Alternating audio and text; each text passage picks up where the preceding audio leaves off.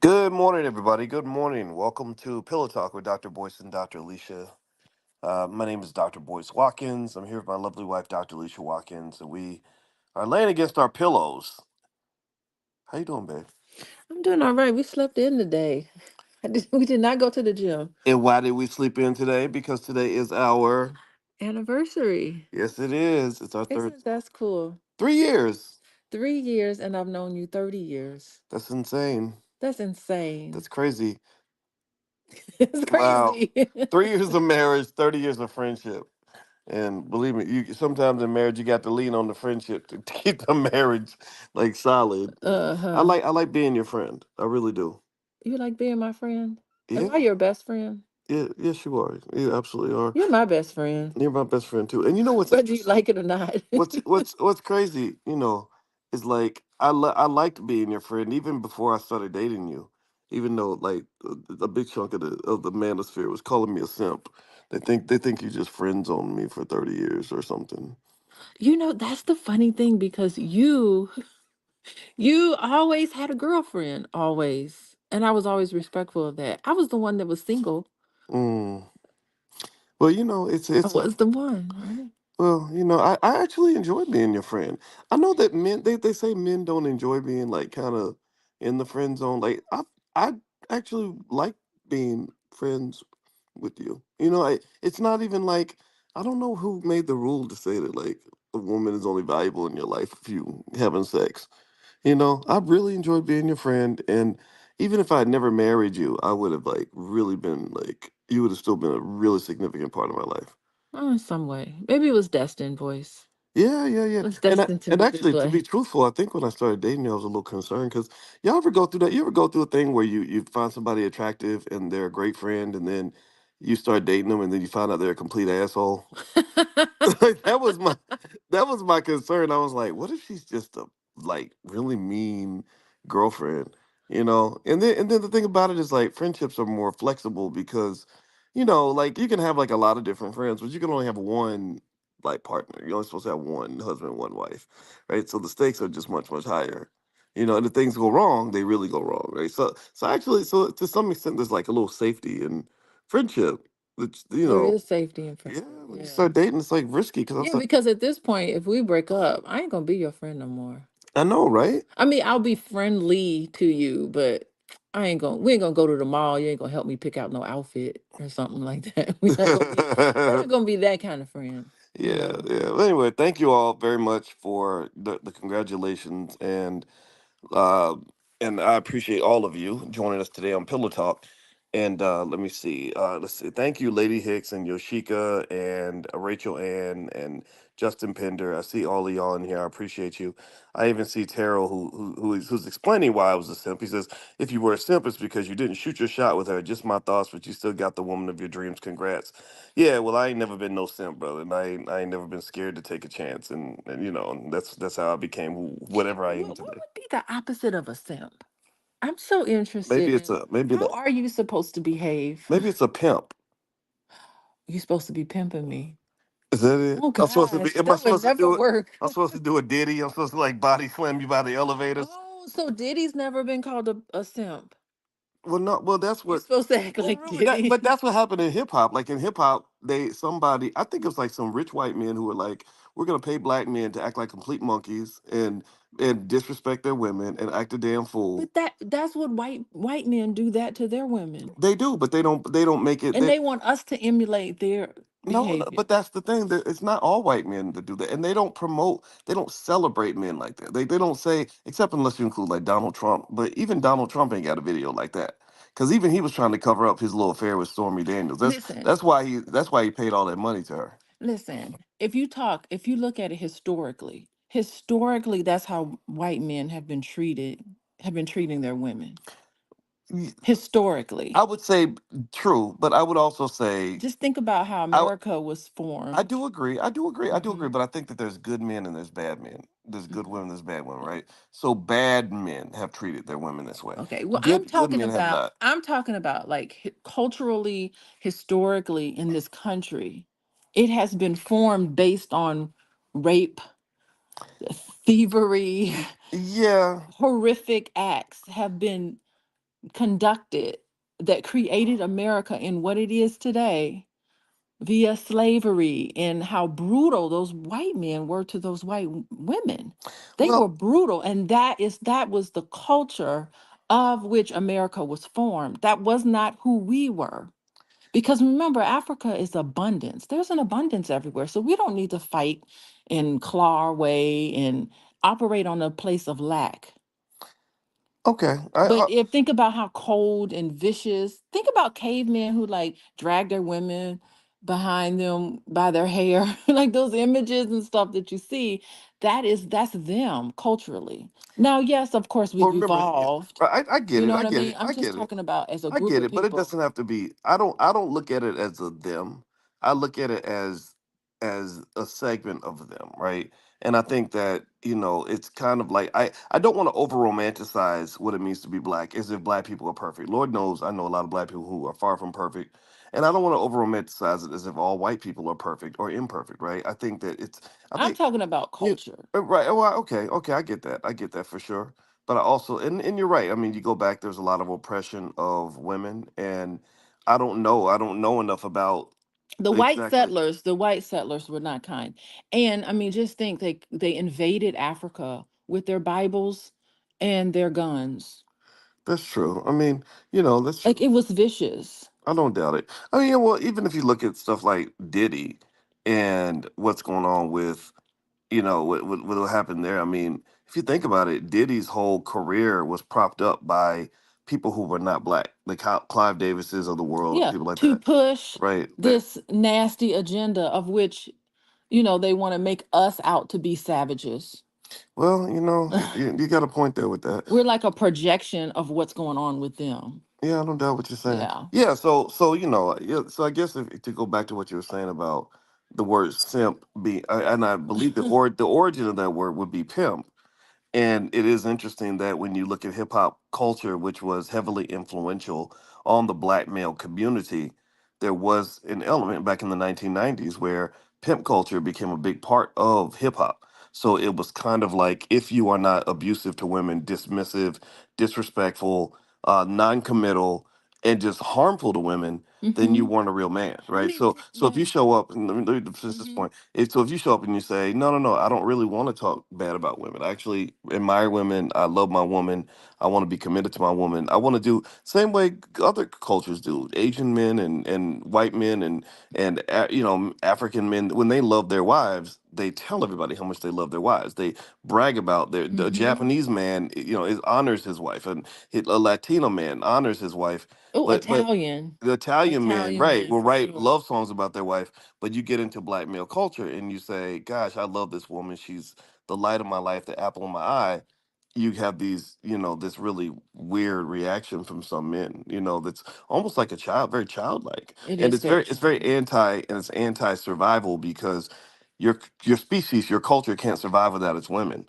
The So, family, first of all, the family can't survive without its women or the men, right? so This true. intact unit. And when you have elements that are being promoted in our culture that tears down the black family, what does that do for the children Mm. in those families?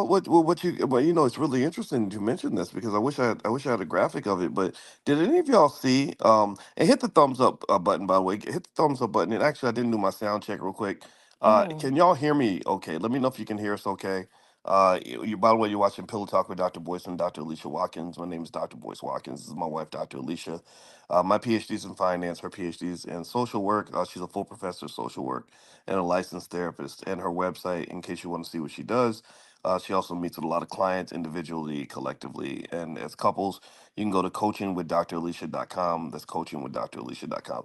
Okay, thank you for giving us a sound check. So let me ask y'all this question, just since we're talking about, and I know we're going to get to the financial anxiety and all that, but literally the other day, did how many of y'all saw when I think it was Shade Room that contrasted between like Future the rapper who's celebrated by millions of people, mm-hmm, right? mm-hmm. Future the rapper but he's also known as a horrible father. He's got all these kids splattered Oh all over my the country, goodness, yeah. and his son baby Future had his 10th birthday, and they compared the way Future, the gangster Igga, and how he wished his son a happy birthday, and they compared it to Russell Wilson, the so-called simp. Russell Wilson is his bonus dad that's actually raising him. They compared how Mm-hmm. Russell like honored his son on the birthday, and it was like night and day. Did you see that? No, I did not see that. Yeah, Oh yeah, my gosh. yeah. Future's What was future. the difference? Well, I can you imagine. gotta look up future Russell Wilson and baby Future 10th birthday. Just Google that, and what you'll see is that Future makes like a one sentence comment, something like, "Happy 10th birthday, player, bless up," something stupid, Oh just my something gosh. somebody would say with like eight brain cells in their head. And then Russell Wilson though gave a really long, articulate, like just celebration of his son. He said, "Happy birthday, baby Future. You're amazing. You're great. You're a great athlete. You're a great son. You're a great man. You're going to be a great man one Mm. day. I love you so much." Like it was really loving and deep and meaningful. And the idea that there would be men that look down on that just really is Is embarrassing. that what happened? Well, remember Russell Wilson. There was a whole narrative about Russell Wilson being a simp, That is and really. somehow Future was the real man, even though there's nothing masculine about splattering your children all over the country and traumatizing everybody, And right? just think about the name Future. His name is Future. It's almost like he's telling us this is the future of the black man. Mm. I'm just getting into the subtle messages that are very, Some white profound. man named him Future. Yeah, we're gonna His name his you. We're gonna name you Future, and then we're gonna splatter to you what we want to see black men mm, operate like. that is so true. His master That's said. that's the future of the His black man. master said, "We gonna make you the future of the black community." Yeah, because they understand the power of the subconscious mind. Mm, yeah, his name needs to be passed. The past Black never history. existed. Right, exactly, non-existent. But anyway, let's dig into this topic a little bit more. And so it is our anniversary, so we got to get back to anniversary. And so the stock market has been going crazy. Has anybody noticed that? Give me a yes if you've seen what the stock market's doing. And I wanted to talk about the money in the mind over money. You guys know every morning, by the way, in the Black Business School. I do a private Zoom every morning at 10 a.m. That's actually free to the public. It's a free class on financial awareness training or economic awareness training, if you want to call it that. EAT, right? So, because I want you to eat. And the only way you can eat is if you know where the food is at. So, basically, in economic awareness training, we talk about how money affects the mind and financial psychology. I wrote my dissertation on financial psychology. And one of the things that is going on right now that I want to bring your attention to, and I'd like to get my wife's assessment of Yeah, this let me hear because what's going because on. you know a lot about psychology and you've been a therapist a long time, is that when the market is going crazy, when the market's shooting up like it's been shooting up, there's a lot of what Alan Greenspan, the chairman of the Federal Reserve, former chair, referred to as irrational exuberance. Because Irrational exuberance. yeah, Okay. that's where money makes you high. Okay. Like, and now it's going crazy. If anybody's been following, you'll notice Bitcoin's going berserk, Ethereum's going berserk. All my stocks are just kaboom. The Dow just hit 40,000, right? So I'm feeling good right now. I'm like, what? This is No the wonder you're in such a good mood today. Yes, yes, and I married the most beautiful woman in the world, so I hit the lottery Oh, 8 times this week, look and at you. so when that happens, you just get excited, right? There's like a dopamine release, like nationwide. They're nationally distributing a drug called dopamine, and Through the everybody's stock high, market. and it can cause people to um assess risk differently. It can cause them to uh Does it make people spend money it makes people because spend. they feel like I'm wealthy? Yeah, yeah, Okay. well, it makes you feel like you can't lose. It's like being at the casino when you're on a roll, Okay. All you right. know. So right now, irrational exuberance is pretty high, and I just wanted to get your assessment of that as I introduce you to that concept, because what happens is that it builds up to the next crash. Like if anybody ever asks me, like, do I think the stock market's going to crash? I say absolutely. And every day that the market goes higher, it gets us a little closer to that day where the air gets popped out of the balloon. Ah, and hence the word irrational. Yes. So we have to tell ourselves to stop. Hold on. You open up your phone, you look at your Robin Hood, and you're all exuberant, but you Hmm. can't be irrational about it. You have to kind of be like, wait, stop. Hmm. It's the universal law. What goes up must go down, and what goes down must go up. So you Mm. have to understand that. And Mm. you have to tell yourself consciously, okay, wait, let's just ride this wave because it will eventually dip. And then you buy in the dips, right? That Yeah. I know. But people don't want to buy in the dip. Isn't that No. crazy? They always want to buy as it's going up. Yeah. Well, Warren Buffett always says you should be greedy when others are fearful, and fearful when others are greedy. Okay, so right now you should be fearful. Yeah, because everybody's greedy. Everybody's greedy. But when Yes. it dips, that's when you need to go in and start buying up. Yes. So you have to kind of tell yourself to do reverse Yes. what it wants to do. Absolutely. And And naturally, you're not going to do this. no, you're not. I got it. There we go. We I solved got the, the the lesson. universe's problems. That makes sense to me now. Yeah, yeah, and the mind can really deceive you. Your emotions can deceive you. And I know when you and I were working on the workbooks on financial anxiety, Hmm. I was really intrigued by your expertise in the fields of depression and anxiety and how that Yeah. fed into, what we were doing in our Black Financial Therapy department in the Black Business School that you and I created together, which I Uh-huh. thank you very much for helping me do that because I was like, oh wow, there are so many tools in therapy that can help deal with these things that maybe by blending that into the study of Black wealth and where Black wealth is going, why African Americans don't accumulate the wealth we deserve, maybe that will help us get to the key. Because I feel like for Black folks, especially with economics, like the secrets are in our minds and how we react to things, like how trauma affects the way we process risk assessment, things like that. What would you say? Yeah, because what you're telling us, you're saying that we need to stay balanced. No matter what's going on, we need to have a strategy for when things are going well. We need to have a strategy when things are not going as well. And then we just need to trust the process. But when Yes. you're in this traumatic state of fright Mm, and cortisol, and you're like, oh my God, what's going on? And you panic, you mm. make mistakes Yes. Yes. because it's reminiscent of other issues in your life where panic has happened Yes, and it was a queen. big mess.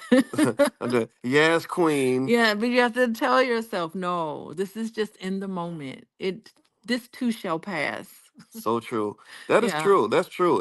And by the way, if you want to join us for financial consciousness training and or economic awareness training, I like economic awareness training. Economic awareness training. EAT. Because You gotta if eat. you want to eat, you got to be aware where the food is at. I love That that. is great. Did you just Yes, come up with that just I now? did. I am, You, this is I amazing. married a beauty queen. You married a genius. But then again, you're a beauty queen and a genius, so that I kind of gives you okay, number one, I a am not leg a up. beauty queen. Girl, You know please. what? Beauty's in the eye of the beholder, and I appreciate that. Well, I'll be holding you.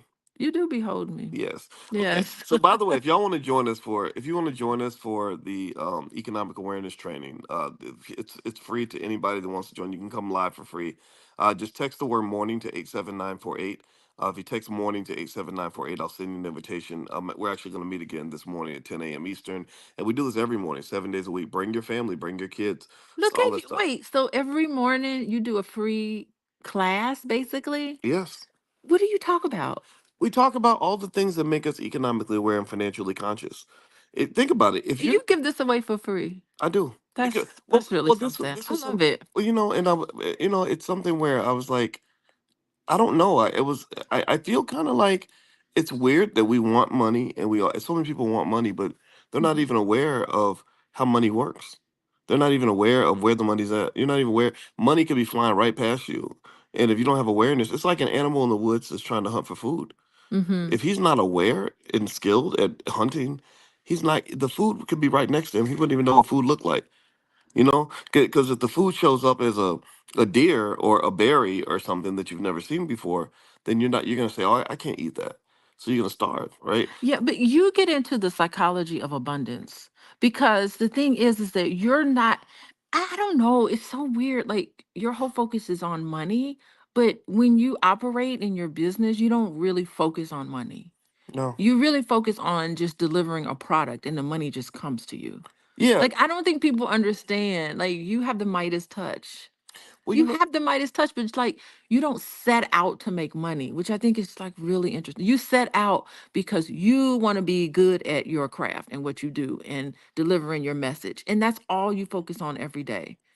well, you know, And I think that's inspiring. well, I learned a lot from something Steve Jobs said Mm-hmm. when they were talking about him being a billionaire and all this other stuff. And he said, "My goal is not to make a bunch of money or to be a Yeah. billionaire." He said, "My goal is to make the best phone I possibly can." Mm-hmm. And but he wasn't saying he doesn't like money. He just Right. wanted to focus on the first thing. Oh, he was obsessed with Yeah, making the best phone. Hey, I love what you're saying because like Remember Motorola? No one thought that the BlackBerry could be cracked. Black was That's true. cracked. That's true. No one thought anyone could take down BlackBerry. Now, no one has a BlackBerry phone. No, Is it called the BlackBerry? I don't even remember the name. you know what? Not everybody has an iPhone. And then like people like my brother who has whatever he has, the Galaxy or something crazy like that. Who has the Galaxy? I, It's all about the iPhone I up got a in here. Galaxy. Well, I have two You don't phones, even but use the I Galaxy. do. I use I it. never see you with that phone. I really don't use it a lot, but I have to keep it because I'm an old number on it. But but to your point though, you're right. The iPhone. I mean, the iPhone came in and took out the BlackBerry like Tupac. Like Like Suge and Pac. Like it just. I mean, it just disappeared. And it's like crack in the 80s. You don't even see it no more. shoot, you see Well, crack. crack is back, by the way, just to say, but Yeah. it's history like the 80s crack But crack is epidemic. whack. Crack is whack. But anyway, also if you can't text the word morning to 87948 to join economic awareness training today, just go to drboyceelevate.com. That's drboyceelevate.com. Also, Dr. Alicia's website, if you want to connect with her on some level, is coachingwithdralicia.com. And she sees a lot of clients and stuff like that. So if that's something of interest to you, then feel free to go to coachingwithdralicia.com. Yeah, and my sessions are not free. No, they're not. They're not. Yeah. Just Well, saying. well, the economic awareness training is a lot of fun, Yeah. and everyone seems to like it in the Black Business School. So I want to keep doing this because I really think that if you want to accomplish something, you have to focus. I mean, you got to really commit yourself to it, Yeah. and so it's like, yeah, let's just sit and talk about it. Let's meditate on where the money's at and how it works, and I just go in there and I give them a stream of consciousness on something I see that connects to the money, like if I see a rapper do something that costs him a bunch of money, I'll talk about that. Or like Oh. yesterday, we talked about this mom who put her kids out, her 23-year-old and her 26-year-old, and Oh, she put them out? we were talking about what it means to put your child out and how to process that from an economic standpoint. Ah, okay. And I said, I do believe in putting children out when they're 18, but if they can convert into adults, then Hmm. then they can stay. But I believe they can add value to the house, right? Like so, Yeah, but um, children have to launch, and children should want to launch. So it starts to wonder if when children don't want to launch and they want to stay home, you got to kind of question that. I think the question is, what does it mean to lunch? Right. Like, That like, is the right? question. Like, if you got You're a kid correct that's about that. if you got a kid that's capable of being fully independent and making money and all that, but they want to pour those resources back into the family fortune, Uh-huh. I don't think that that kid has failed to launch. I think that they've Oh, launched I wonderfully see. because they become an asset to the family.